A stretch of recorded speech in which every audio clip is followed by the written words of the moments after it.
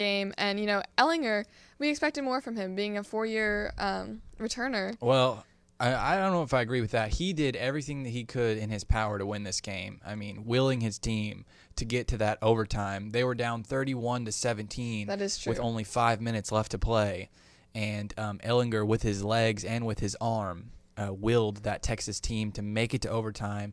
And then some just crazy stuff happened. Missed kicks. The most accurate field goal kicker in the country plays for OU. He just shanked a field goal in overtime, in the third overtime that would have won it, that sent it to the fourth overtime. So it was crazy, Alex. But I tend to agree with you that this showed that both OU and Texas have a lot of flaws, Right. especially on the defensive side of the ball. I get the argument that OU played good defense up until those last 5 minutes, and I tend to agree with that. They were playing much better than they had been, but still, to give up 45 points to that Texas team and to give up 14 points in that last 5 minutes is just right. rough to see. This gives me hope that OSU can beat both of these teams this season. Now, Hopefully. OSU fans out there, let me tell you something. OU is getting back a lot of their best players later in the season. They are suspended right now for testing a failed drug test before the Peach Bowl last season. Yes. That's going to help them a lot. Spencer Rattler got benched. He came back, and he was a totally different player. Exactly. So just because OU has 2 losses on the season and just because they're not ranked right now does not mean that they are not dangerous, and they would love to play spoiler to an undefeated OSU team coming into Bedlam. Right, if we still are undefeated at that point. It's just a lot of Big 12 teams are hungry for these wins this year. It's just, I feel like the atmosphere has just changed with so many teams. Talking more about some other teams, Iowa State played Texas Tech last week, beat them 31-15. I think the score is not indicative of what actually happened. Iowa State dominated this game. Which was expected. Purdy was extremely efficient, 32 of 43, 302 and 2 touchdowns, no interceptions. This Texas Tech team is not very good this year, Alex. And I thought Iowa State could have scored more points. They just kind of laid off a bit. And then you can talk about it.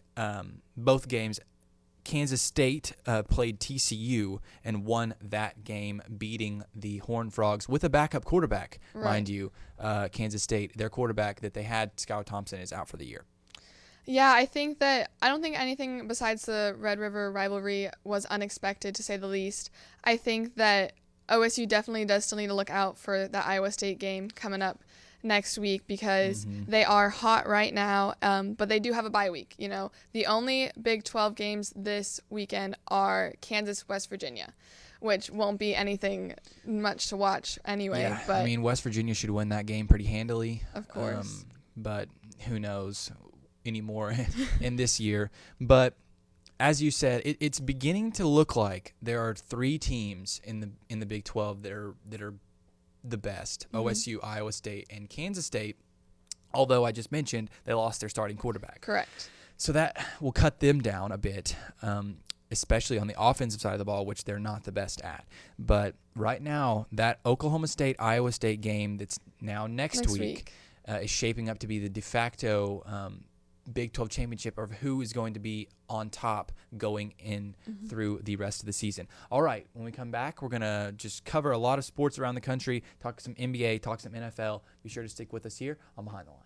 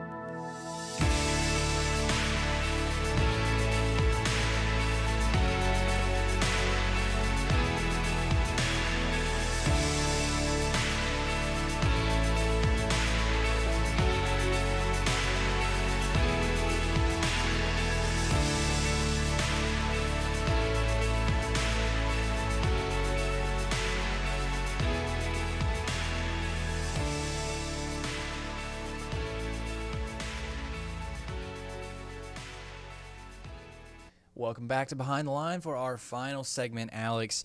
As we did last week, and because OSU does not have a game, we are just going to talk about some general sports across the country, just some headlines, and preview some college football that's happening around the country this weekend. Starting off, though, the Los Angeles Lakers won the NBA Finals in 6 games, beating the Miami Heat. Alex, a tough end to your Miami Heat. I know. Who you picked before the bubble started to win it all. What did you think about that game and that series? I think that, like what you and I were talking about before the show, is that Miami, the early injuries from that first game really it killed them. I think that if those players had not gotten injured, it would have been a completely different series. Maybe would have gone to Game 7. And you were saying earlier, the Lakers had it. They were the best team in the bubble, and they're going to be great coming up these next couple seasons, the Lakers, in what was a loaded Western Conference, finished first. They were also the best team in the bubble by far. Miami put up a good fight, but as you said, losing their starting point guard, Goran Dragic, early, he didn't play the rest of the series, and losing Adebayo for the first 2 games kind of sealed the Miami Heat fate. Don't count them out, though, next season. They're also going to be good. They bring a lot of their guys back. And they'll have more experience under their belt. They're going to have to make some decisions, though. Guys like Duncan Robinson are going to be up for free agency. Andre Iguodala is going to be up for free agency for sure. But talk a little bit more about the Lakers. Having Kobe Bryant pass away this year, you almost thought that it's destiny for the Lakers to get their 17th. They had to do it to get their 17th championship, and they went out and they did that in what was tough circumstances, but all credit to the NBA. They didn't have a single COVID case in the bubble in Orlando. They did it. This is the first sport that has started since COVID and has successfully ended. Yeah. 0 cases, and if that's true, which I believe that it is, just all props to the NBA and to Adam Silver and all those that made that possible, and congratulations to the Los Angeles Lakers winning their 17th NBA title. Moving on, Dallas Cowboys. Dak Prescott had a tough Sunday. Their quarterback, Dak Prescott, had a gruesome leg injury. It was a compound fracture and dislocation of his ankle, so he did have surgery Sunday night. And it was as bad as it sounds. It was not good. Don't watch the video if you have obviously, we're not going to show any of that video here, but it's a tough way for Dak Prescott, who's on the franchise tag, didn't get that long-term deal signed. He did have surgery, and it was successful, and he says that he's going to make a full recovery for next season, but he will be out for 4 to 6 months, and the Dallas Cowboys are now Andy Dalton's team. That's my guy. I'm a big Bengals girl, so having Andy Dalton, he had 9 for 11 for 111 yards, and he arguably did win them the game with that 38-yard reception by Gallup to move them down the field, and the Cowboys did ultimately win the game 37-34, so obviously don't want to overstep, and what happened to Dak was terrible, but I think the game could have ended a lot worse. Yeah, and prayers up, thoughts and prayers to Dak Prescott, of course. Hopefully he can recover. A lot of guys have. Paul George recovered. Gordon Hayward recovered from those gruesome leg injuries, so I believe Dak can as well. Now let's talk about some college football. The game of the year up to this point, this week, Georgia takes on Alabama, number 2 versus number 3.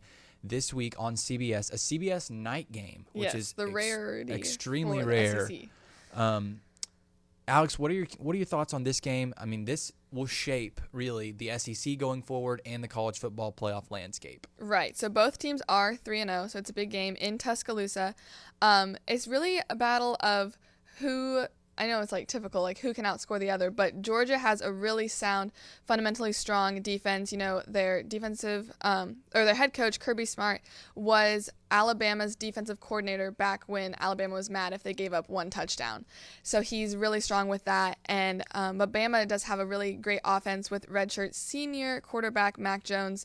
So I think it'll be a great game, especially for any Big 12 fans who aren't going to watch their teams this weekend. Definitely tune into that game. It'll be a good one. And to me, these are the 2 of the top 3 teams as they're ranked. Alabama, their defense did not play well last week against Ole Miss, giving up 48 points to the Rebels, and another former assistant of Nick Saban, Lane Kiffin. But the record is very well known. Nick Saban has never lost to a former assistant. And Kirby Smart has not had a lot of success against his former mentor in Nick Saban. So I just don't see Georgia being able to pull this out. I don't trust their quarterback, Stetson Bennett IV.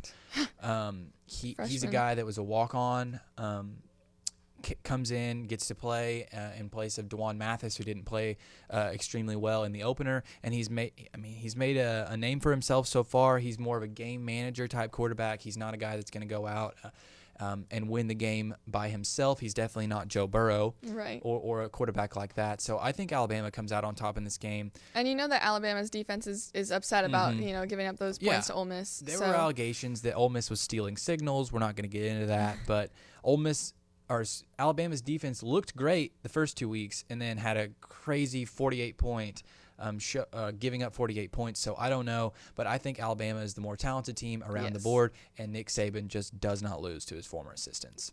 All right, it'll be a good game for sure. What do you think? Who do you think's I think it'll be Bama for sure. Roll Tide. Yeah, and then that sets up, Alabama versus Clemson. We've seen this old story before. Okay, thank you so much for watching. For Alex and I and the entire crew here in Studio 318 and Behind the Line, we thank you and hope you tune in next week where we can talk about some OSU football.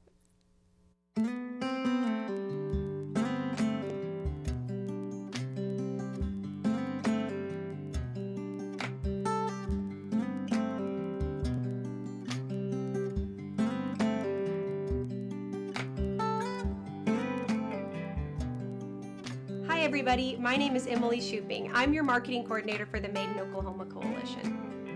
I'm coming to you with an amazing opportunity. We are teaming up with the Ocali Media Group at Oklahoma State University. We want to tell your story on the following platforms: streaming, newspaper, and digital. This opportunity will not only allow your story to be told locally, but nationally as well. I am so excited for each of you to join in on this tremendous opportunity. This will not only be good for your business, but it will be good for our great state of Oklahoma. You can be expecting an email from me soon with more details about this opportunity.